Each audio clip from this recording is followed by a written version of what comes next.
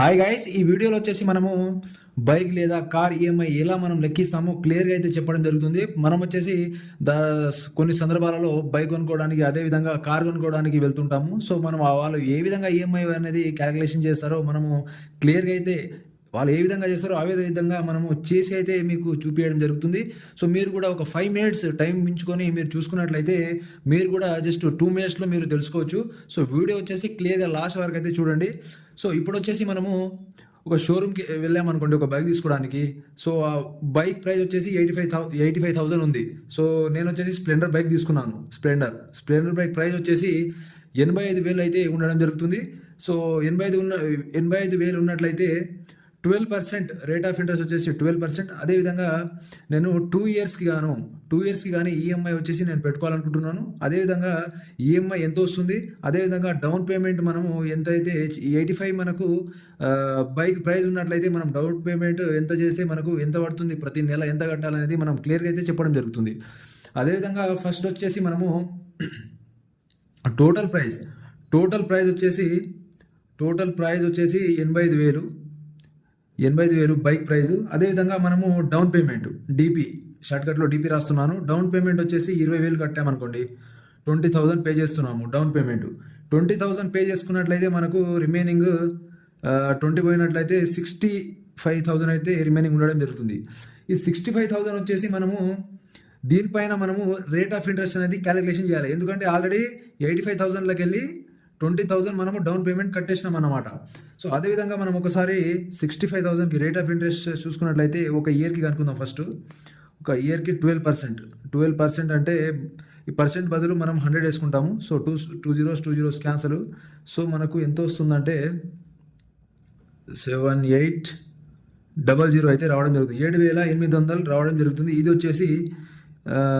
వచ్చేసి మనకు for year 1 ఇయర్కి వచ్చేసి 7800 అయితే రావడం జరుగుతుంది, 7,800. అదేవిధంగా మనకు వచ్చేసి ఇక్కడ 2 ఇయర్స్కి కావాలి. సో మనకు 2 ఇయర్స్ కావాలంటే ఎంత వచ్చింది, ఆల్రెడీ 7,800 వచ్చేసి మొదటి సంవత్సరానికి వచ్చింది. సో మనకు 2 సంవత్సరాలు కావాలంటే ఇంటూ 2 చేయాలి. ఇంటూ 2 చేసుకున్నట్లయితే మనకు 00651 అంటే 2 ఇయర్స్కి మనకు రేట్ ఆఫ్ ఇంట్రెస్ట్ ఎంత వచ్చింది, 2 ఇయర్స్కి ఇంట్రెస్ట్ ఇది వచ్చేసి ఇంట్రెస్ట్ అండి. ఇది 1 ఇయర్కి వచ్చేసి మనకు ఇంట్రెస్ట్ ఎంత వచ్చింది, 7,800. 2 ఇయర్స్కి 15,600 ఇంట్రెస్ట్ అయితే రావడం జరిగింది. సో ఇప్పుడు వచ్చేసి మనం క్లియర్గా అయితే చూద్దాము. మనం ఒకసారి ఈ 7,800 1 ఇయర్కి, 15,600 2 ఇయర్స్కి. సో ఒకసారి మనము 65,000 మనం ఈఎంఐ దీనిపైన క్యాలిక్యులేషన్ చేయాలి. మనము 2 ఇయర్స్కి పెట్టుకున్నట్లయితే మనకు 15,000 ఎంత వచ్చింది ఇక్కడ 600. 15,600 వచ్చేసి ఇది 2 ఇయర్స్కి ఇంట్రెస్ట్ యాడ్ చేసినట్లయితే మనకు 80,600 అనేది మనకు టోటల్ అమౌంట్. ఈ టోటల్ ఈఎంఐ టోటల్ వచ్చేసి మనకు కట్టాల్సిన 2 ఇయర్స్లో మనము అమౌంట్ దీన్ని వచ్చేసి వాళ్ళు ఈఎంఐలో కన్వర్ట్ చేస్తారు. ఈ అమౌంట్ని ఈఎంఐలో వాళ్ళు కన్వర్ట్ చేయడం జరుగుతుంది. సో మనము జాగ్రత్త చూసుకున్నట్లయితే వాళ్ళు ఏ విధంగా కన్వర్ట్ చేస్తారంటే మనకు 24 మంత్స్కి కావాలి. 24 మంత్స్కి మనం చూసుకున్నట్లయితే ఎవ్రీ మంత్ మనం ఎంత పే చేయాలనేది మనం చూసుకున్నట్లయితే ఒకసారి టోటల్ వచ్చేసి 80,600 ఉంది అమౌంట్ టోటల్ వచ్చేసి.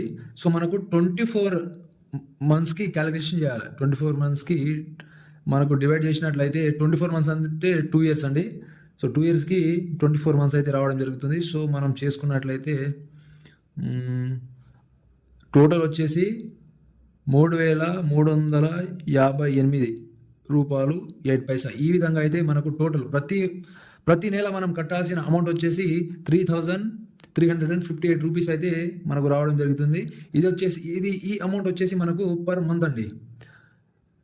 మనం పే చేయాల్సిన ప్రతి మంత్ వచ్చేసి 3,358 రూపీస్ వచ్చేసి మనము ప్రతి నెల వచ్చేసి మనము ఈఎంఐ కట్టాలి.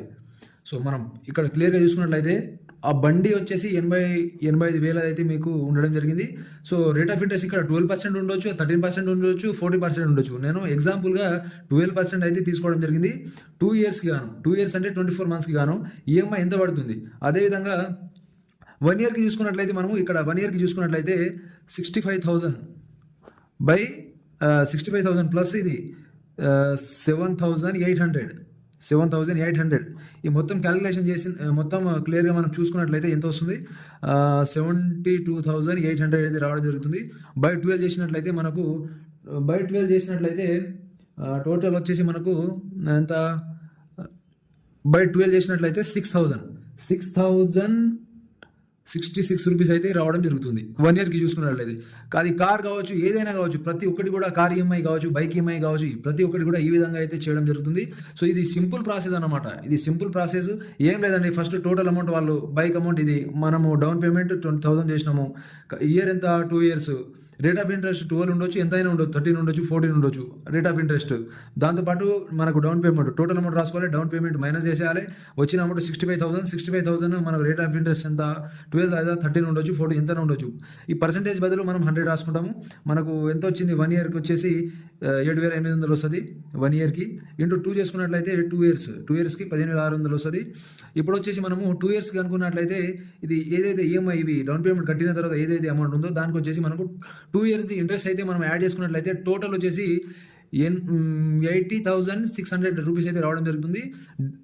80,600 బై 24 చేసుకున్నట్లయితే మనకు 2 నెలలకు వచ్చేసి 3,358 రూపాయలు అయితే పర్ మంత్ మనం కట్టాల్సి ఉంటుంది. అదేవిధంగా 1 ఇయర్కి చూసుకున్నట్లయితే 72,000 ఇది 7,800 మనము యాడ్ చేసుకున్నట్లయితే 72,800 రావడం జరుగుతుంది. 12 తోని డివిజిబుల్ చేసుకున్నట్లయితే మనకు 6,066 రూపీస్ అయితే మనకు పర్ మంత్ కట్టాల్సి ఉంటుంది 1 ఇయర్కి. ఇది 1 ఇయర్ పర్ మంత్, ఇది 1 ఇయర్ది. ఇది వచ్చేసి మనకు 2 ఇయర్స్. సో ఏదైనా సరే మనకు కార్ ఈఎంఐ అయినా సరే, ఏ ఈఎంఐ అయినా సరే ఈ విధంగానే లెక్కిస్తారు. ఇది సింపుల్ ప్రాసెస్ అండి. మీరు ఇది ఈజీగా అయితే మీరు ఫోన్లో కూడా చేయొచ్చు. అదేవిధంగా నేను మీకు క్లియర్గా రాసి అయితే చెప్పడం జరిగింది. సో మీరు ఈ వీడియో నచ్చినట్లయితే తప్పకుండా ఒక లైక్ అయితే కొట్టండి, షేర్ చేయండి, కామెంట్ కూడా చేయండి. Thank you. అండ్ ఛానల్ని సబ్స్క్రైబ్ మాత్రం తప్పకుండా చేసుకోండి. Thank you everyone.